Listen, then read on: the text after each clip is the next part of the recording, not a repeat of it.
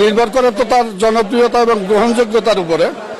তো আমার জনপ্রিয়তা গ্রহণযোগ্যতা কতটুকু আছে সেটা আমি জানি না, তবে 2024-এ আমি যখন স্বতন্ত্র নির্বাচন করি মাশরাফি বিন মুর্তজা সাহেবের বিরুদ্ধে, তো তখন আমি যে ভোটটা পেয়েছিলাম, যদিও আমার নমিনেশন মাত্র নির্বাচনের দুদিন আগে আমি সুপ্রিম কোর্ট থেকে মনোনয়নের বৈধতা ফিরে পেলাম, তো আমি জনগণের কাছেও যেতে পারিনি। কিন্তু তারপরেও এই যে হাজার হাজার ভোট মানুষ দিল 10টা পর্যন্ত, এরপরে যে তার ভোট দিতে পারে নাই, কাটি কুটি নিয়ে গেছে সবই।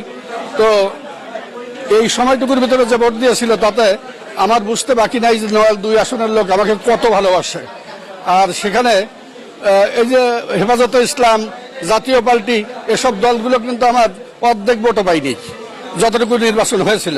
তো তাতে করে আমার যে বুঝ, যে ধারণা, যে আত্মবিশ্বাস নয়াল 2-এর লোকের পরে, তাতে সুষ্ঠু সুন্দর নির্বাচন হলে আমাদের জয় অনিবার্য ইনশাল্লাহ।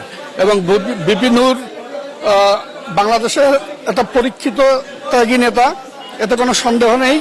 মানুষ যদি এই কথাটা অন্তত উপলব্ধি করে যে আমি কোন দলের প্রার্থী, তাহলে অবশ্যই গত নির্বাচনের চাইতে এই নির্বাচনের আমাদের অত্যন্ত ফলপ্রসূ এবং সন্তোষজনক ভোট আমরা পাবো এবং আমরা বিজয়ী হব ইনশাল্লাহ।